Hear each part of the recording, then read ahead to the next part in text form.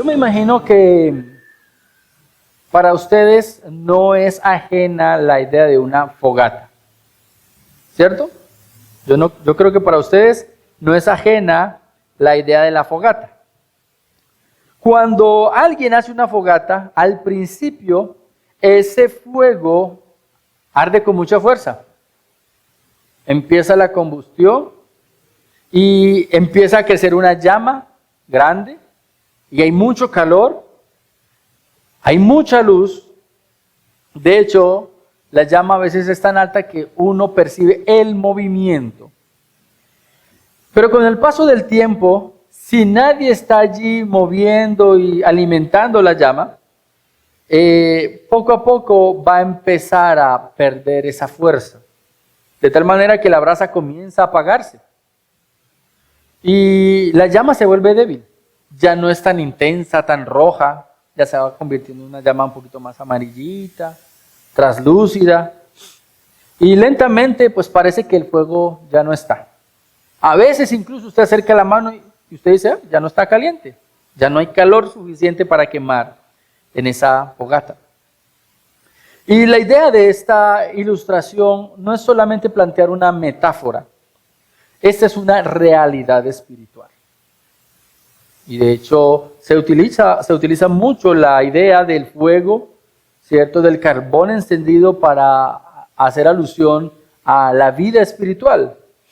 Realmente es una realidad espiritual que puede ser comprendida también a la luz de una historia bíblica. Yo no sé si usted tiene en mente que Dios puso en medio del pueblo de Judá, en la ciudad de Jerusalén, un templo, ¿cierto? Y allí en el pueblo de Judá parecía que las cosas estaban bien, por lo menos estaban seguros, por lo menos tenían el templo, por lo menos tenían el sacerdocio. En apariencia, la vida espiritual del pueblo de Judá estaba bien. Como les dije, había y existía un templo, había un oficio, había muchos sacerdotes, habían levitas, ellos cumplían con su deber, de tiempo en tiempo les tocaba el turno del sacrificio, de tiempo en tiempo les tocaba el turno de la alabanza, de tiempo en tiempo les tocaba el turno de la limpieza. Las tradiciones existían, pero lo más importante había sido olvidado.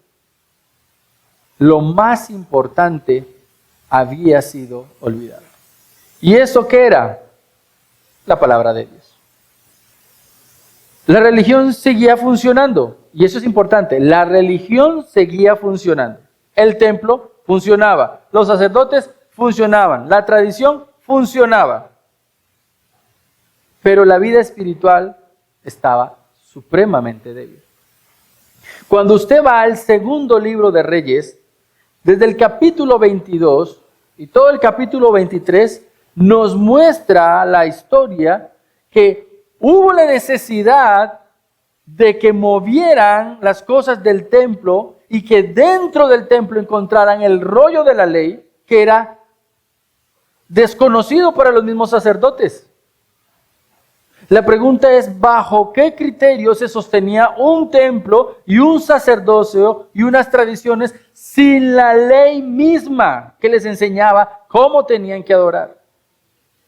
Eso fue lo que pasó en el segundo libro de Reyes, capítulo 22. Encontraron el rollo y un sacerdote fue y le preguntó al otro sacerdote, ve, encontré un rollo. Y entonces el sacerdote va y abre el rollo y dice, ay, hay que llevárselo al rey. Y se lo llevaron al rey y el rey dice, léalo por favor. Y cuando le leen el rollo, el libro al rey, el rey se jala los pelos, rasga la vestidura y dice, estamos en peligro de ser destruidos.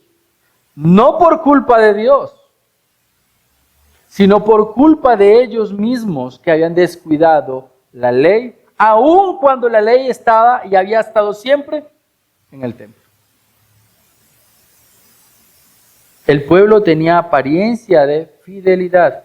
Había templo, había sacerdocio y había tradiciones, pero estaban espiritualmente casi muertos, casi muertos. De tal manera que la llama espiritual no estaba completamente extinguida. A ese episodio del segundo libro de Reyes se le conoce como el avivamiento en tiempos del rey Josías. Hubo un pequeño avivamiento. Y mientras Josías estuvo con vida, Dios aguantó el castigo para este pueblo. Pero inmediatamente murió Josías. El castigo prometido llegó. La llama espiritual no estaba completamente extinguida, pero estaba en peligro. Cuando nadie interviene, la llama termina apagándose. Y si usted se da cuenta, en la historia de Josías, Dios permitió que el rollo fuera encontrado y la palabra de Dios fuera leída y alguien fue movido a la obediencia. Curiosamente, cuando una fogata se está apagando, todavía quedan brasas vivas. A veces todavía hay un poco de calor, a veces hay un poco de fuego que necesita ser avivado. Pero resulta que necesita atención inmediata. Necesita atención inmediata. Por eso, en esta mañana he querido titular este sermón, El llamado de Cristo a preservar la llama. El llamado de Cristo a preservar la llama. Que en pocas palabras es un llamado a cuidar y afirmar lo que aún permanece. Y como usted sabe, estamos en el libro de Apocalipsis y Dios utiliza al apóstol Juan para escribir una carta, 7 mensajes a 7 iglesias. Y como era tradición, todas las cartas fueron leídas en todas las iglesias, pero había un mensaje específico para cada iglesia. Y en esta ocasión nos corresponde la iglesia de Sardis. Nos corresponde la iglesia de Sardis. Y como usted puede notar a veces cuando lee la historia del pueblo de Dios, hemos visto que el mayor peligro no siempre ha sido la persecución para el pueblo de Dios. Y escuche muy bien esto. El mayor peligro para el pueblo de Dios no siempre es la persecución, sino la ilusión de estar vivos cuando la llama espiritual se está apagando. El peor peligro para el pueblo de Dios es creer que están bien cuando realmente están mal. Así ocurrió en los días de Josías. La religión seguía funcionando, pero la palabra había sido olvidada. Y usted debe saber lo que significa la palabra de Dios para el pueblo de Dios. La palabra de Dios para su pueblo es vida, es santificación, es alimento. Sin palabra no hay vida, no hay santificación, no hay alimento. Y cuando la palabra volvió a ser escuchada, quedó en evidencia que la llama aún no se había extinguido, pero estaba en peligro. Y esa misma realidad es la que encontramos cuando Cristo habla a la iglesia en Apocalipsis y de manera especial en la iglesia a Sardis. Apocalipsis capítulo 3. Y quiero invitarle a que abra su Biblia y vamos a leer estos 6 versículos. Y dice así: Escribe al ángel de la iglesia en Sardis, el que tiene los 7 espíritus de Dios y las 7 estrellas, dice esto: Yo conozco tus obras, que tienes nombre que vives, pero estás muerto. Ponte en vela y afirma las cosas que quedan, que están a punto de morir, porque no he hallado completas tus obras delante de mí. Acuérdate, pues, de lo que has recibido y oído. Guárdalo y arrepiéntete. Por tanto, si no velas, vendré como ladrón y no sabrás a qué hora vendré sobre ti. Pero tienes unos pocos en Sardis que no han manchado sus vestiduras y andarán conmigo vestidos de blanco, porque son dignos. Así el vencedor será vestido de vestiduras blancas y no borraré su nombre del libro de la vida. Y reconoceré su nombre delante de mi Padre y delante de sus ángeles. El que tiene oído, oiga lo que el Espíritu dice a las iglesias.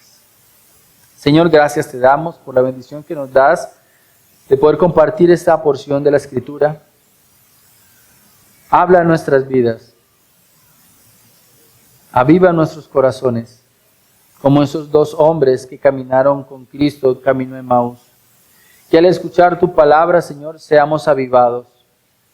Que al escuchar tu palabra, seamos conducidos a la verdad, al arrepentimiento y a la obediencia. Te lo pedimos en el nombre de Cristo Jesús. Amén. Hoy veremos que Cristo llama a su iglesia a avivar y a preservar la llama de la vida espiritual.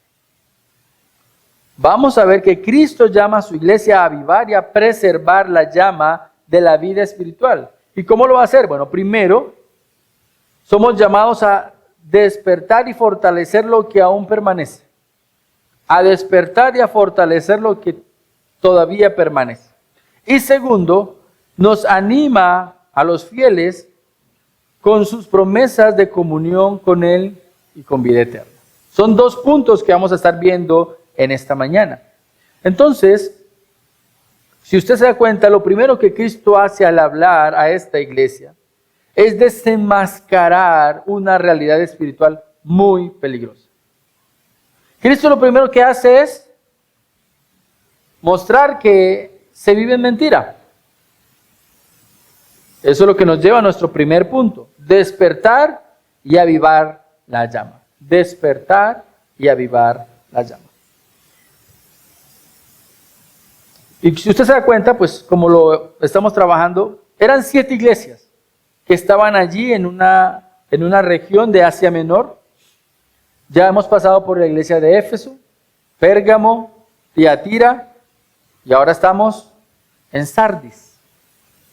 Y esta ciudad es interesante porque en realidad esta ciudad vivía de una fama pasada. Una fama pasada. Yo no sé si usted alguna vez ha ido a Santa Fe de Antioquia. ¿Y qué es lo primero que le dicen los habitantes de Santa Fe de Antioquia o los que nacieron allá? Bueno, ellos viven de una fama pasada. Santa Fe de Antioquia antes era la capital de Antioquia. Pero hoy no lo es. Pero viven con ese pasado, con una fama pasada. Algo similar sucedía con los habitantes de Sardis. Ellos realmente tenían en su mente un orgullo de haber sido una capital de un imperio antiguo, pero ya no lo era, entre otras cosas. Y una de las características principales que tenían los habitantes de Sardis era una sensación de seguridad incorruptible. Ellos sentían que nadie los podía atacar, que nadie los podía conquistar. ¿Por qué? Porque la ciudad de Sardis estaba en la punta, en la cima de una montaña, y la parte más rocosa, la parte más descubierta, era como una pared natural. No era fácil de trepar. Por lo tanto, solamente quedaba un solo lugar para ingresar de manera fácil a la ciudad. Y siempre utilizaron ese recurso para defenderse. Descubrir la parte trasera, que era imposible para ellos, según ellos, de ser conquistada, y se ubicaban al frente para defender la ciudad. El asunto está en que precisamente lo que ellos consideraban como una fortaleza en su seguridad se convirtió en su debilidad. En 3 ocasiones la ciudad fue conquistada por los persas, por los jonios y por Alejandro Magno, por el lugar que ellos creían que era imposible ser conquistados. Y eso va a tener una repercusión más adelante, porque precisamente el llamado que Dios hace a esta iglesia es a velar, lo que no hicieron los ciudadanos de Sardis. No velaron lo que tenían que velar. Ahora, esta ciudad también había quedado al pie del caminos principales del imperio. Ya cuando llega el imperio romano, ya Sardis no es una ciudad principal, no es una capital, pero tiene cierta importancia. Hay comercio, entre ellos la lana teñida, y eso hace que haya mucho movimiento, ¿cierto? Lo interesante es que, aunque es una ciudad de mediana importancia, no sabemos nada del origen de la iglesia. ¿En qué momento nació la iglesia en Sardis? No sabemos. Sabemos que escucharon el Evangelio, sabemos que fueron una iglesia importante por el simple hecho de que recibió una carta. Y era necesario abordar temas que tenían problemas en esa iglesia. Lo que sí podemos constatar es que la iglesia de Sardis, aunque no tenemos el origen de la iglesia como tal, Cristo era el Señor de esa iglesia. ¿Y por qué lo sabemos? Pues porque hace parte de las 7 iglesias a las que su Señor le habla. ¿Sí?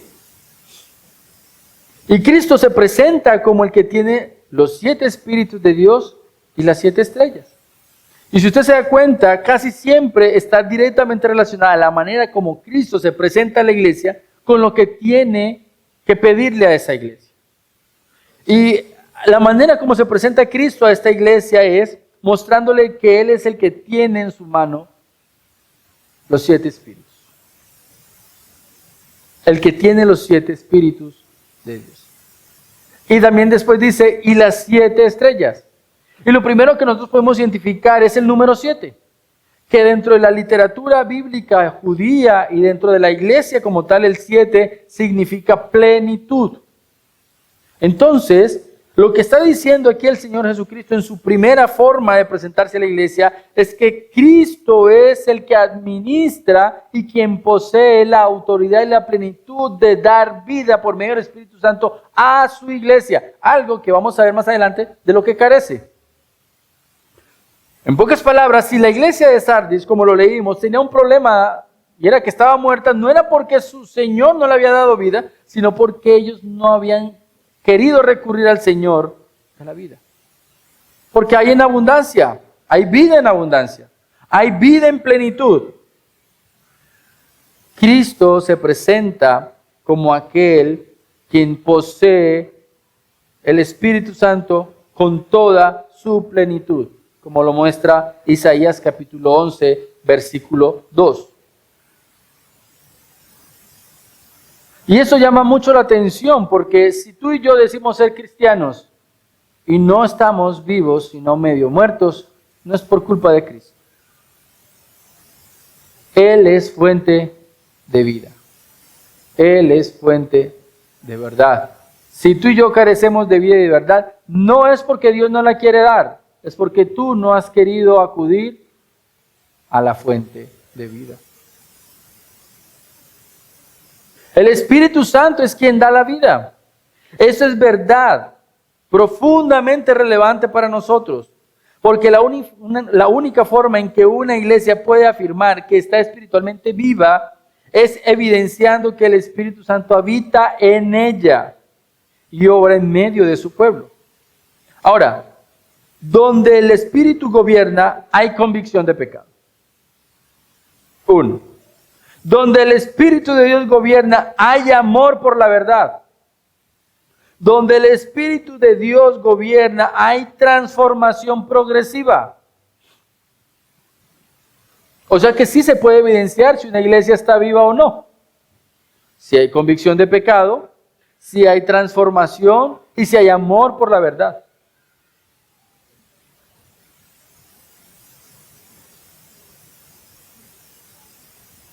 No se trata de actividades religiosas simplemente.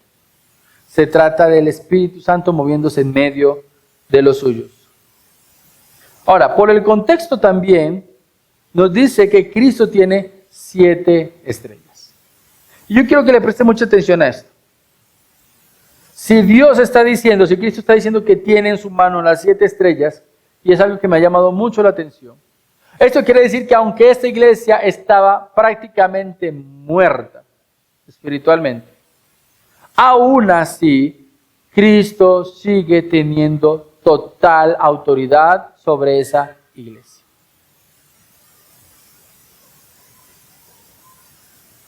Desde el capítulo 1 se nos explica que las estrellas representan los mensajeros o los líderes de esa iglesia. Hay algunos comentaristas que dicen que precisamente lo que hizo Juan fue llamar a los pastores principales de cada iglesia para que sirvieran como mensajeros. Por eso, esas estrellas, que son los mensajeros, resultan para muchos ser los mismos pastores de estas iglesias. Y eso nos recuerda que Cristo ejerce autoridad plena sobre su iglesia. Como lo hemos recalcado muchas veces, en este lugar no es autoridad el pastor, no es autoridad el líder, no es autoridad el maestro, es autoridad Cristo y su palabra. Y por eso la palabra nunca puede quedarse cerrada. Es la única forma en que la iglesia del Señor tenga vida, cuando la Escritura se abre, se lee, se entiende, se explica, se obedece, se practica, se enseña. Cuando se abre para que ella sea la dirección y la guía. Cristo no observa a su iglesia desde la distancia. Si usted se da cuenta, se involucra con todas las iglesias. Con la que le falta amor, con la que es perseguida, con la que está casi muerta. Con todas. Cristo gobierna. Cristo sostiene su iglesia. Cristo la examina. Para nosotros los que creemos que Cristo solamente ve nuestra fidelidad al venir cada domingo a la iglesia. Yo voy los domingos a la iglesia, entonces el Señor sabe que estamos bien. No. El Señor no está viendo tu fidelidad al venir. El Señor está viendo tu corazón. El Señor está viendo tus motivaciones. ¿Tú crees que vas a poder engañar a Dios diciendo lo que pasa es que y justificas cualquier cantidad de mentiras? No, el Señor mira nuestro corazón. Él sabe por qué no vivimos como debemos vivir. ¿Por qué aparentamos estar vivos cuando realmente estamos muertos? Y esa misma realidad es la que nos encontramos cuando Cristo habla a la iglesia en Apocalipsis. Él es el que da vida. Él es dueño de la vida y Él es gobernador sobre la iglesia de manera absoluta. Él gobierna. A Él no se le escapa nada. Él es soberano.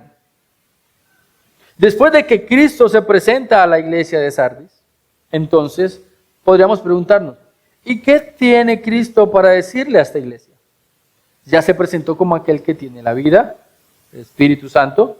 Ya se presentó como aquel que tiene control de los mensajeros y de los pastores. ¿Qué tiene para decirle a esta iglesia? ¿Qué elogio tiene para esta iglesia? Y hay algo muy triste. No hay elogio. No hay elogio. Precisamente lo que dice el texto, versículo 1 a la mitad dice, yo conozco tus obras. Yo conozco tus obras.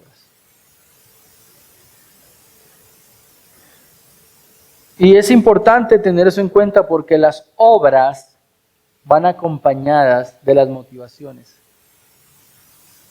O sea que el Señor Jesús no está diciendo, yo conozco lo que hiciste. En pocas palabras está diciendo, yo conozco la razón por la que haces, por cuanto haces esto o aquello. Ante los ojos de Cristo no hay nada oculto, ni lo que hacemos, ni las motivaciones, ni las intenciones del corazón. Cristo conoce las obras de la iglesia, conocía las obras de Sardis, conocía y conoce nuestras obras. ¿Qué clase de obras? Bueno, eso es interesante. Eran obras lo suficientemente visibles como para aparentar vida. ¿Qué tan muerto tiene que estar un muerto para que baile y que parezca que esté vivo? Pues un muerto está muerto. Alguien lo tiene que mover. Algo lo tiene que mover. Lo interesante es que Dios, cuando le está hablando aquí a la iglesia de Sardis, le dice, tú dices que estás vivo, pero realmente estás muerto. Y la apariencia que daba esta iglesia era como de una iglesia que está viva. ¡Oh, qué lindo! ¡Qué maravilla! Están llenos. Vea cantidad de predicaciones, de clases, cómo se aman. Entre las obras que Cristo ordena a su iglesia en el Nuevo Testamento encontramos lo siguiente. Amor, hacer discípulos, servir en la iglesia, tener celo doctrinal, comunión cristiana, oración, misericordia práctica, o sea, ayudar a los necesitados, practicar la generosidad, promover la justicia y el bien, servir a otros con buenas acciones, cuidar a personas vulnerables. Buenas obras. Lo tremendo es que la mayoría de las obras que acabo de mencionar, que para muchos son evidencia de que puedes estar vivo, pueden ser practicadas por muertos. Pueden ser practicadas por muertos. Y como dice el pastor, quien fue pastor, el hermano John MacArthur, él dice, lo que realmente sucedía en la iglesia de Sardis es que la iglesia estaba llena de muertos, de incrédulos, personas que no habían nacido de nuevo, pero se habían apropiado de la moralidad que enseñaba el cristianismo. Se habían apropiado de la caridad, se habían apropiado de un falso celo por la palabra, pero no era vida, realmente eran muertos que estaban maquillados, muertos maquillados. Y qué triste que quizá entre nosotros haya muertos maquillados. El problema expresado por el Señor Jesús era que aunque parecían vivos, realmente el Espíritu Santo no los estaba guiando, no los dirigía. No eran movidos por la obediencia a la palabra de Dios. Posiblemente eran movidos por la apariencia. Eran movidos por el qué dirán. Eran movidos por el prestigio. Por el querer tener autoridad entre un grupo de personas. No sabemos. Pero la motivación no era la obediencia a la palabra de Dios.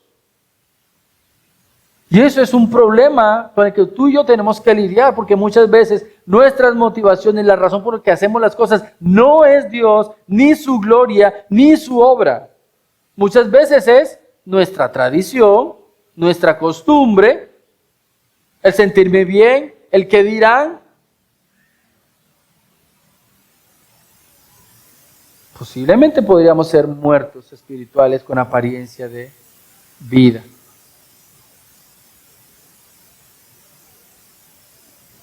El Señor en esta porción de la Escritura presenta 4 acusaciones. 4 acusaciones. Y yo quiero que usted las identifique. Si usted tiene allí su libreta, identifíquelas por favor conmigo. Primero, tenían nombre de que vivían. Es una acusación. Eso es falsedad. Eso es hipocresía. Había actividad religiosa. Habían posiblemente conferencias, predicaciones, programas. Existía una buena reputación. Pero no necesariamente el Espíritu Santo se movía de manera genuina entre ellos. Tenían nombre de que vivían. Es la primera acusación que el Señor hace contra esta iglesia. Hay una segunda acusación, para que lo escriba Tiago, para que no se me pierda. Hay una segunda acusación. Sus obras no estaban completas delante de Dios. Y eso lo encuentra usted allí en el versículo 2. Ponte en vela y afirma las cosas que quedan, que están a punto de morir, porque no he hallado completa tus obras delante de mí. Sus obras no se conformaban a los criterios de Cristo. Y eso es importantísimo. En una iglesia no se hace lo que alguien quiere que se haga. En una iglesia no se hace como alguien quiere que las cosas se hagan. En la iglesia se hace lo que Cristo quiere que se haga a la manera de Cristo.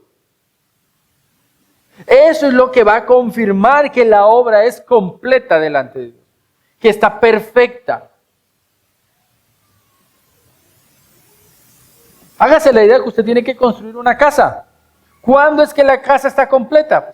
Por lo menos cuando cumple con los parámetros mínimos. Tiene cimiento, tiene paredes, tiene techo, tiene puertas y ventanas. Imagínense que usted levanta la casa y la deja sin techo. Tiene todo menos el techo. ¿Está completa o no está completa? Ah, pero ya casi está. Sí, pero no está completa. Las obras que no se conforman a los criterios de Cristo son obras incompletas. Dios no podría aprobarlas porque su origen no es la fe genuina. Imagínese usted llegar a una iglesia donde todo el mundo hace muchas obras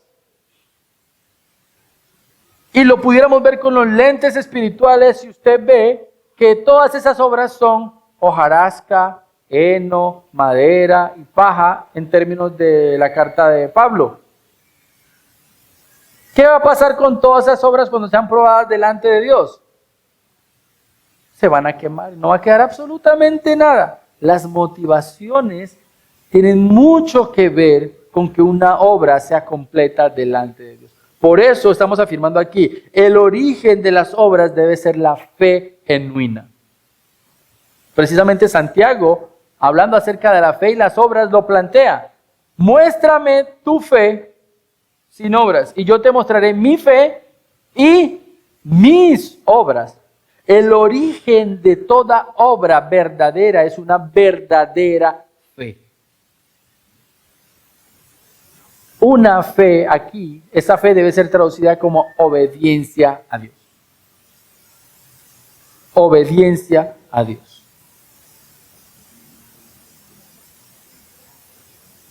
Hermano, le toca esta semana, está planeado para el aseo. Y vienes y haces el aseo. Pero no porque era para Dios, sino porque te dijeron. Porque toca, porque me agendaron. Hiciste la obra. Los hermanos de la iglesia reciben la bendición de haber encontrado la iglesia limpia. Pero tu obra no fue completa. Porque no provenía de fe genuina, de obediencia a Dios. Por agradar a Dios, por amor a los hermanos. No. Simplemente era por un cumplir. ¿Recordamos lo que enseña Efesios capítulo 2, versículos 1 y 2?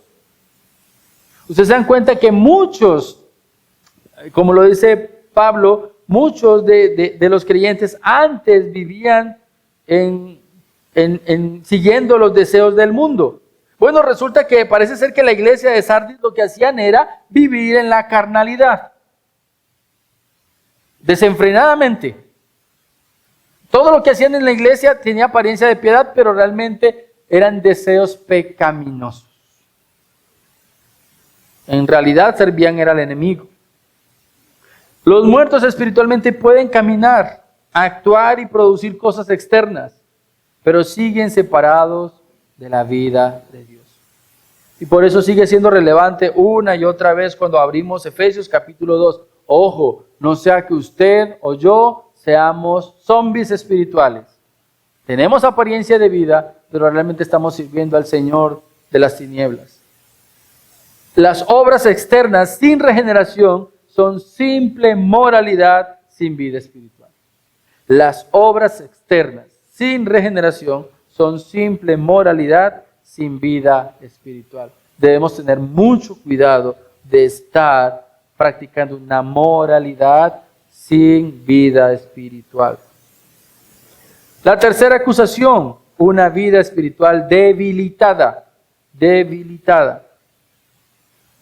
Versículo 2. Ponte en vela y afirma las cosas que quedan. Afirma las cosas que quedan, que están a punto de morir. Jesús lo que está diciendo es, estás casi muerto y lo poquito que tiene todavía está que se va. Cuidados intensivos. Si no le ponemos a eso un poquito de electricidad, se nos va. Pilas, cuídalo. Lo poco de vida genuina estaba a punto de morir en Sardis. No podemos olvidar que la fe viene por el oír la palabra de Dios. Si sabemos que en Sardis había una iglesia y posiblemente era una iglesia numerosa, esa iglesia numerosa llegó a crecer porque se predicó la palabra de Dios. Algo pasó en la iglesia de Sardis, que hicieron a un lado la predicación de la verdad y sus oídos empezaron a desviarse. ¿Qué estás escuchando? ¿Qué es lo que llama la atención a tu mente? ¿Te es más fácil volver tu oído a las filosofías y a las propagandas del mundo? Debes tener mucho cuidado. ¿Te gusta que a todos te estén complaciendo? Oh, qué bueno eres. ¿Cómo lo haces de bien? Ahorita viene el día de padre y día de la madre. Si no me dicen que soy la mejor mamá, me enojo. La gloria no es para ti. Ay, es que como ese papá ninguno trabajó. ¿Eso es lo que te satisface? Ten mucho cuidado. Tú no hiciste nada. Lo hizo el Señor. Nos sostiene, nos ha sostenido. Y si Él quiere, nos seguirá sosteniendo. Mucho cuidado cómo llenas tu mente de cosas vacías. De cosas vacías. La iglesia de Sardis fue invitada a cuidar lo poco que había de vida. Lo poco que había de vida. Debía cuidar la palabra, primeramente. Y una cuarta acusación que debería llamar nuestra atención. Solo unos pocos eran fieles. Y es interesante, solo unos pocos. En la iglesia de Éfeso fueron acusados por haber abandonado el primer amor. La mayoría de la iglesia había abandonado el primer amor, pero había un celo. Pero aquí la acusación es, muy pocos de ustedes son fieles. Muy pocos. Un remanente permanecía separado del paganismo y de las modas del mundo. Solo algunos vivían conforme a la reputación espiritual que la iglesia decía tener. ¿Qué espera Dios de su iglesia? Que sea fiel. ¿Qué espera el mundo de la iglesia? Que sean fieles. Muy pocos estaban satisfaciendo esa reputación en la iglesia de Sardis. ¡Qué triste! Yo soy de la iglesia de Cristo. ¿Sí? ¿Y por qué anda de esa manera? ¿Y usted por qué habla de esa manera? ¿Y usted por qué come de esa manera? ¿Y usted por qué dice lo que dice? La mayoría de la iglesia de Sardis no se correspondía con lo que el mundo sabía que enseñaba la iglesia. Gracias a Dios por pocos fieles en Sardis, que todavía había un fuego. Pero es muy triste que un lugar donde se reunía, la asamblea donde se reunían supuestamente los vivos, lo que realmente la representaba eran los muertos. Eran más los muertos que los vivos en esta congregación. Debemos tener cuidado que tú y yo seamos del montón y no de los pocos vivos. Y yo tengo una pregunta. ¿Somos conocidos por nuestra reputación o por nuestra vida espiritual real? Porque recuerda, la iglesia de Sardis decía estar viva, era una reputación, pero no era la realidad. ¿Somos reconocidos por una falsa reputación o por nuestra vida espiritual real? Eso queda allí para que tú y yo meditemos. Ahora, frente a esta acusación, Cristo exhorta a la iglesia a realizar 3 acciones para avivar la llama. Cristo no solamente diagnostica la enfermedad, Él prescribe el tratamiento.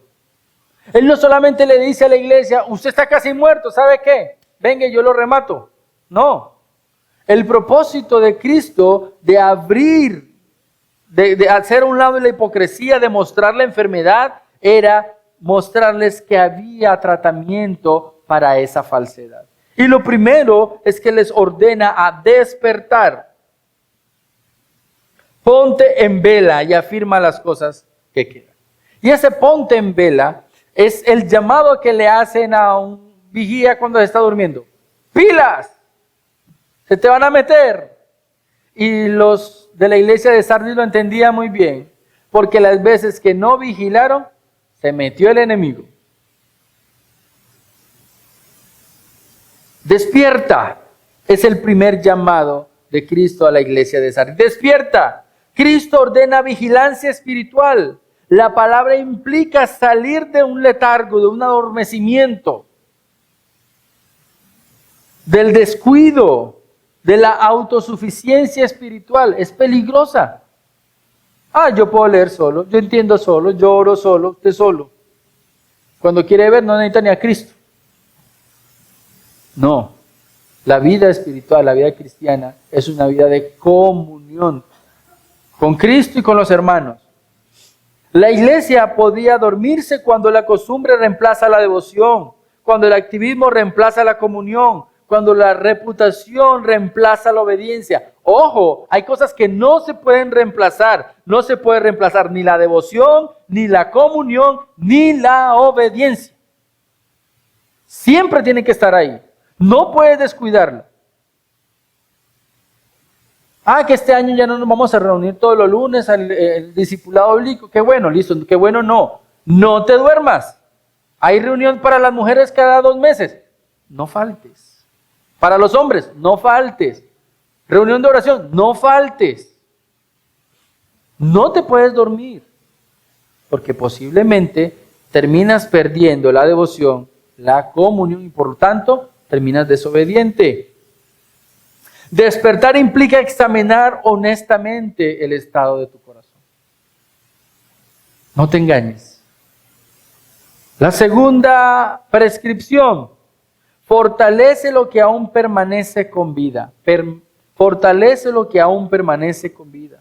Cristo reconoce algo esperanzador.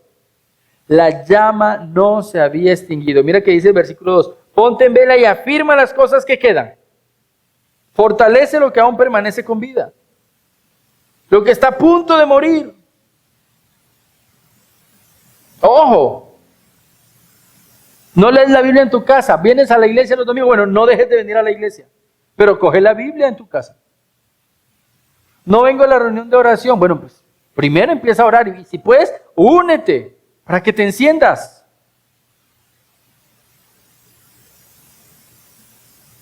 La llama no se ha extinguido completamente en Sardis. Todavía hay brasitas vivas. Todavía hay cositas que funcionan.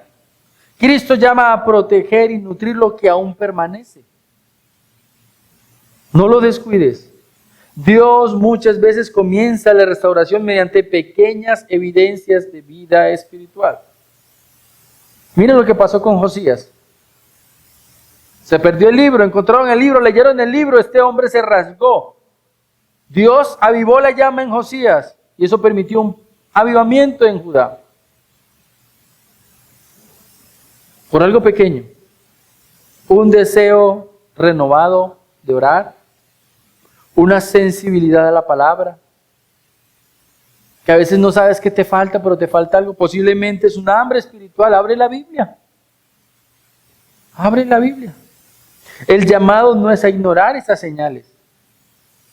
Tienes que alimentarlas. Tienes que prestarle atención.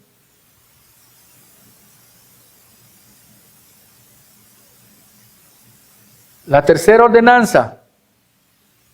Recuerda, guarda y arrepiéntete. Recuerda, guarda y arrepiéntete. Versículo 3. Acuérdate pues de lo que has recibido y oído. Guárdalo y arrepiéntete. Aquí Cristo presenta un camino claro de restauración espiritual. Un camino claro de restauración espiritual. Recordar es volver al evangelio recibido. Ellos habían olvidado la verdad. Ellos habían hecho a un lado la palabra de Dios. Entonces el Señor les dice, recuerda lo que escuchaste, recuerda lo que recibiste, vuelve a la palabra de Dios. Después dice, guarda, tiene que ver con la obediencia. El guardar en la Biblia tiene que ver con obedecer. Pero después dice, arrepiéntete, cambia la forma en que estás viviendo. El llamado no es a que parezcas un tizoncito medio frío, medio caliente. No, el llamado es a que estés encendido. La pregunta es, ¿cómo vas a estar encendido? Pues, devuelve el camino, regresa al camino, vuelve otra vez a encender la llama. ¿Qué te avivó al principio? La lectura, la predicación, la oración, el cántico. Vuelve otra vez al Señor. La restauración espiritual no comienza con nuevas estrategias, sino volviendo a lo que Cristo ya ha dado a su iglesia. El Señor Jesucristo no prometió un nuevo Espíritu Santo, el mismo Espíritu Santo de siempre. No necesitamos más. El Señor no ha prometido nuevas palabras proféticas. La misma palabra profética dijo por medio de Pedro. No hay palabra profética más segura que esta. Léela, obedécela, predícala. No hay más. No se trata de cosas nuevas. Se trata de volver a lo que Dios ya entregó. Muchas iglesias no necesitan algo nuevo. Necesitan redescubrir lo esencial. Recordemos lo que ocurrió en la historia del rey Josías. Volver al libro. En tiempos de Nehemías y Esdras, volver al libro.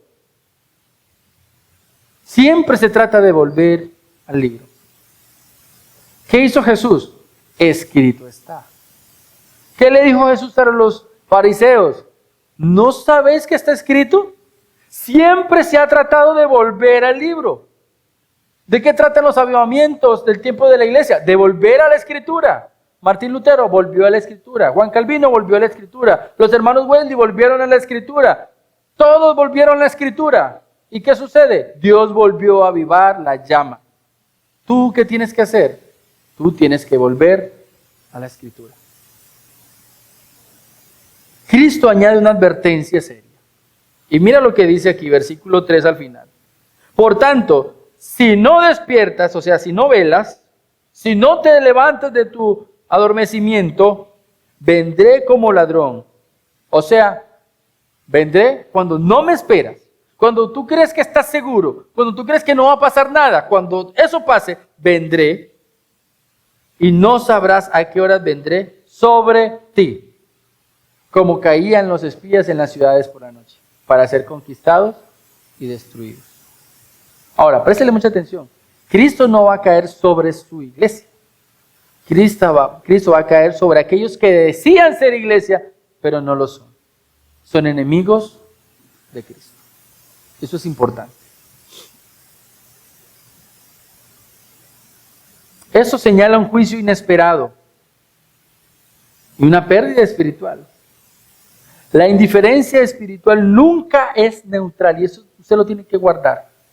La indiferencia espiritual nunca es neutral, siempre tiene consecuencias. Siempre. Siempre tiene consecuencias. Yo no leo, que lea otro. Tendrás consecuencias. Hoy no voy, mañana sí. Hoy tampoco voy, otro día voy. Tendrá consecuencias. El tiempo no regresa, mis queridos hermanos. Debes aprovechar tu tiempo para agradar al Señor. Cristo disciplina a la iglesia porque la ama y la limpia de todo aquello que sea falso. Ahora, hemos visto cómo el Señor invita a Sardis a despertar, a encender esa llama. Pero después de ver la advertencia que Cristo dirige a la iglesia, el pasaje introduce una nota de esperanza profunda y pastoral. Y eso nos lleva a nuestro segundo punto. La promesa para quienes conservan la llama. La promesa para quienes conservan la llama. Y lo vemos del versículo 4 al versículo 6.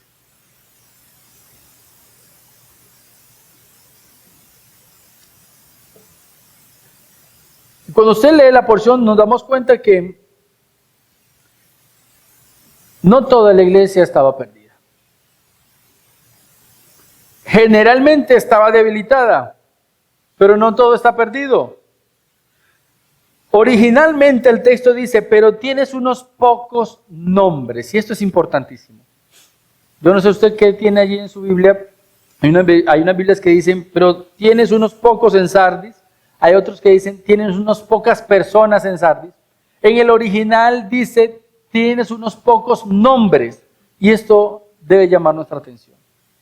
Los pocos fieles que habían en Sardis no era el montoncito, sino la persona a quien Cristo conoce por nombre. Y eso es bonito. Si hay algún fiel en esta iglesia, Dios lo conoce de manera personal. De manera personal. Esa expresión es profundamente significativa. Cristo conoce personalmente a quienes permanecen fieles. Cristo no habla a un grupo anónimo. Dice que tiene pocos con nombre directamente. Cristo conoce personalmente a quien preserva la llama espiritual. En medio de una iglesia que había construido una reputación externa y falsa, Cristo no mide esa iglesia por multitudes ni por estadísticas. Él conoce a su iglesia por nombre. Y aquí esa es una invitación clara que tú y yo no podemos perder de vista que es Cristo nuestro Señor. Que tú no debes hacer las cosas por apariencia ni por caerle bien a nadie. Es a Cristo. Ahora la pregunta es, ¿lo estás haciendo para Cristo? ¿Estás viviendo para Cristo? Porque si vives para Cristo y haces las cosas para Cristo, debe ser útil a la iglesia, obviamente. No puede ser que tú digas, como yo amo al Señor, no me importa a nadie y no sirvo a nadie o sirvo de cualquier manera. No, una persona que es fiel tiene que ser como Cristo, humilde, manso, amoroso, servicial. Eso significa que la fidelidad verdadera nunca pasa desapercibida para Cristo. La perseverancia silenciosa es vista para Él. Nadie te está viendo, nadie te está escuchando, pero Cristo sí la está viendo. Y la vida espiritual genuina no depende del reconocimiento humano.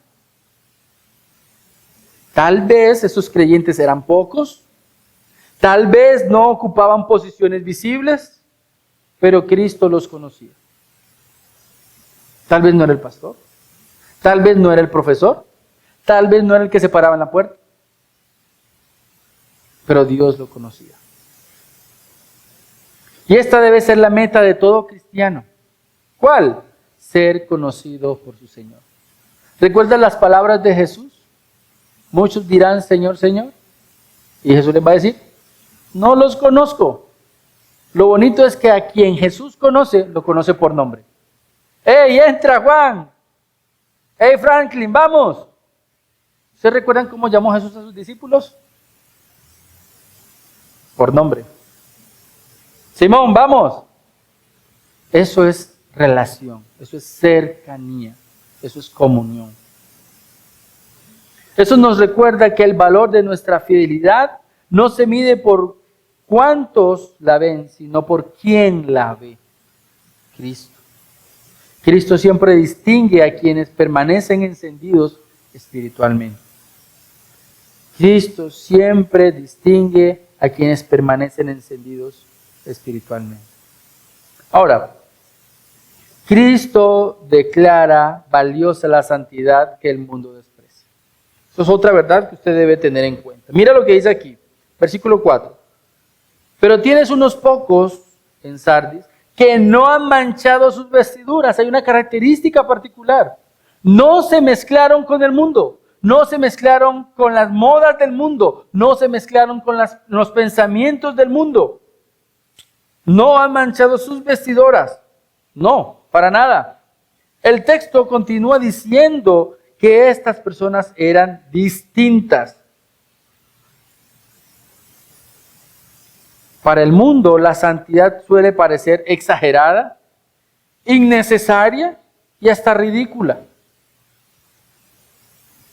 La pregunta es, ¿para ti la santidad es exagerada? ¿A ti te parece exagerado vivir para Dios como Él lo ordena?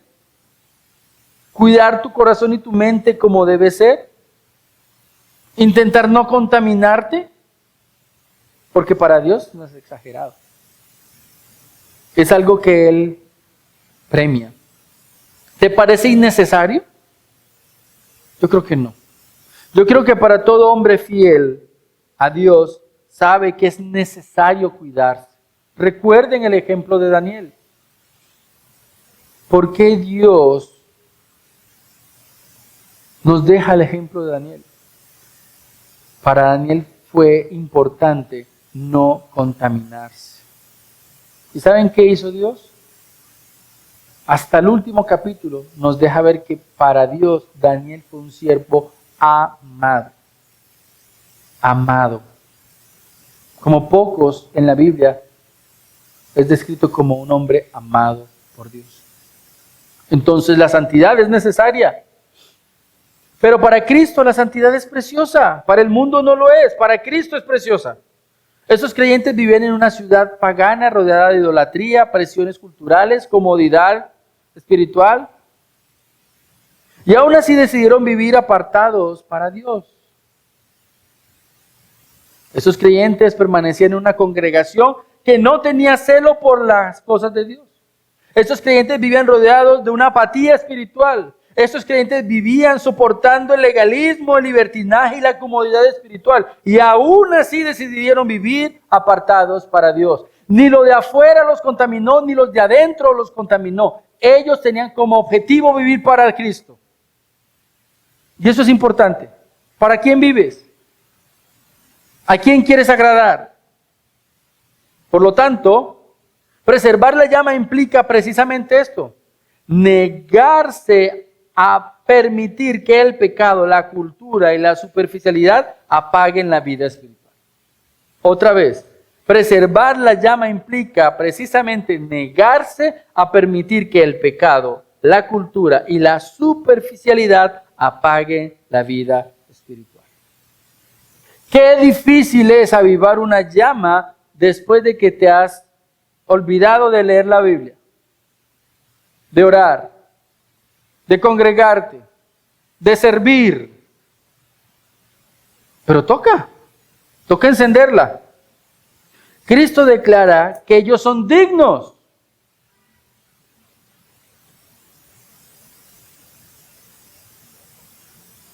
Mira al final del versículo 4. Ellos andarán conmigo vestidos de blanco porque son dignos. Usted no sabe lo que significa esto.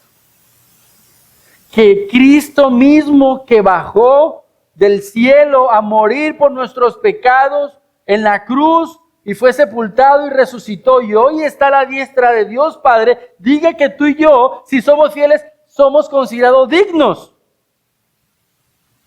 Cuando tú y yo fuimos la culpa de la muerte del Hijo Eterno. Eso es recibir el prestigio más grande que debe haber. Que tú y yo seamos considerados dignos cuando sabemos que lo único que hemos hecho es aportar nuestro pecado.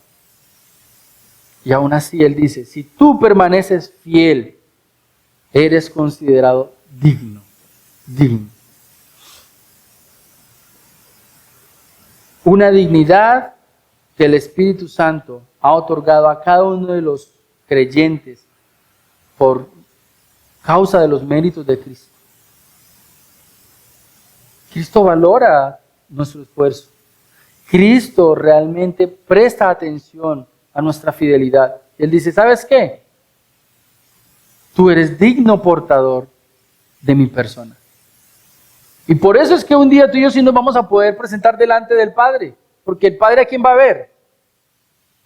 Va a ver en nosotros a Cristo. Solo allí vamos a ser considerados dignos. Pero ¿sabes qué está haciendo Cristo? Cristo está diciendo, ustedes, aquellos que permanecen fieles, son considerados dignos. Eso es una bendición que tú y yo no merecemos. Eso es pura gracia.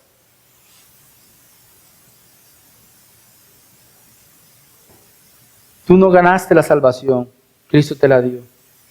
Y aún así, Él te considera digno.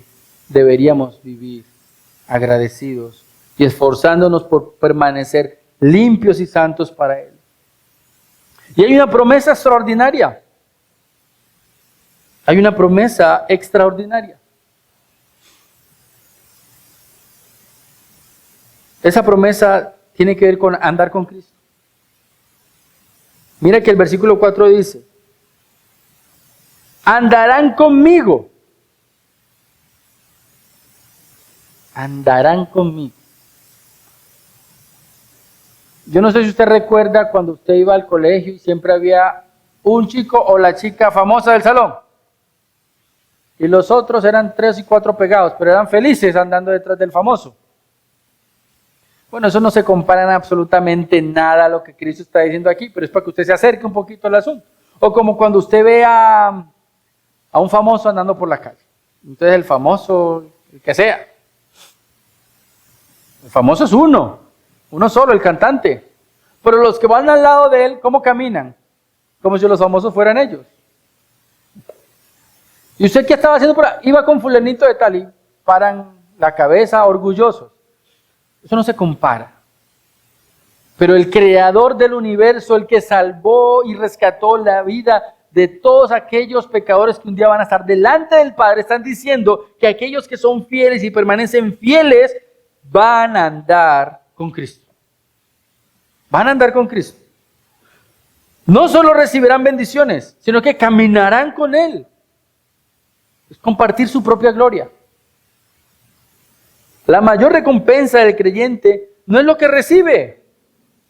Ojo, la recompensa que tú y yo tenemos no es lo que vas a recibir. No se trata de que vas a tener oro y casas en el cielo, no.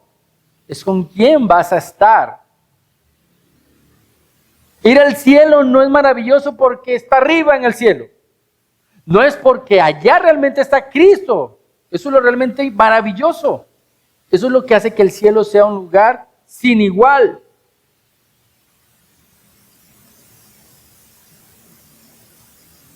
Entonces, esos cristianos, esos creyentes fieles, han sido declarados dignos, han sido vestidos con vestiduras, pero presta la atención a esto. Dice que Cristo garantiza la seguridad eterna de quienes le pertenecen. Cristo garantiza la seguridad eterna de quienes le pertenecen. El Señor presenta una de las declaraciones más consoladoras del pasaje. El que venciere será vestido con vestiduras blancas y no borraré su nombre del libro de la vida. ¿Qué significa esto? Aquí ya estas vestiduras blancas no necesariamente significan santidad, ya estás en el cielo. Esto significa victoria y celebración. Era la manera como se vestían en la antigüedad para ser parte de una corte, de una celebración importante. Entonces, aquí ya no se trata de vestiduras limpias porque eres santo, sino por cuanto te preservaste, ahora vas a recibir unas vestiduras que dan evidencia que eres un victorioso. Se va a notar que eres un victorioso. Se va a notar que luchaste contra el mundo, contra las modas del mundo, pero venciste. Y no solamente eso, vas a gozar de vida eterna. Y no solamente eso, dice el pasaje. Versículo 5. Y reconoceré su nombre delante de mi Padre. ¿Alguna vez usted ha sentido lo que significa ser recomendado por alguien? Te presento a fulanito de tal, te lo recomiendo. Están poniendo todo el voto de confianza en ti. ¿Tú qué crees que está diciendo aquí Jesucristo? Un hombre fiel. Permaneció fiel en medio de Sardis, está diciendo Jesús. Es digno de ser uno de los nuestros. Uno de los que te van a adorar por siempre. Padre, te lo presento. ¡Qué bendición! ¿Y sabes qué? Lo más tremendo, no es porque lo hayas hecho.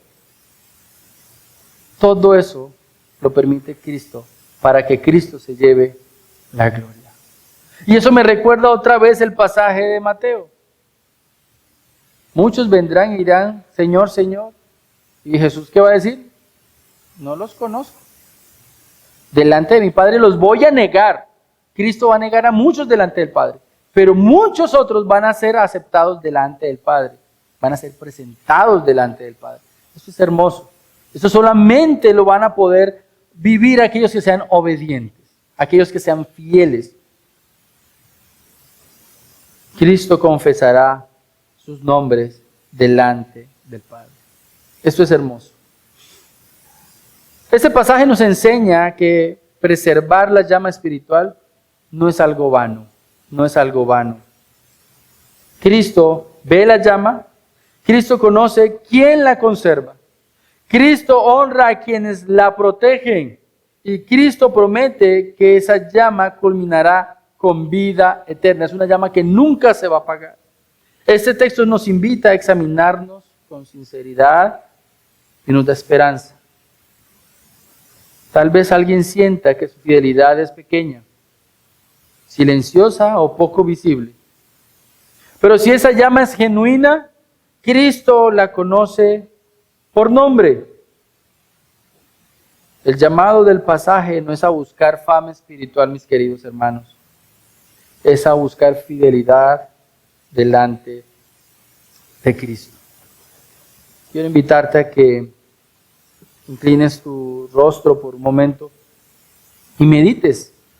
Medites un poco en lo que significa ser fiel. Pero no solamente en lo que significa ser fiel, sino en cómo está tu fidelidad delante de Dios. Si eres de los que un día van a tener que decir delante de Dios, Señor, yo estaba vivo, y Él diga, no, es falso. O si vas a ser de los pocos a quien Cristo va a llamar por nombre. Aquí no hay familia que salve. Aquí no hay ministerio que oculte la realidad. Aquí es un asunto directamente entre tú y Dios. Y recuerda que Dios conoce tu mente y tu corazón. Si estamos fallando, pidámosle al Señor que nos permita el arrepentimiento y entonces el llamado a despertar tiene que ser obedecido hoy. Pero si eres uno de los fieles, la invitación es a que permanezcas fiel. Permanece fiel. Señor, gracias te damos por tu palabra.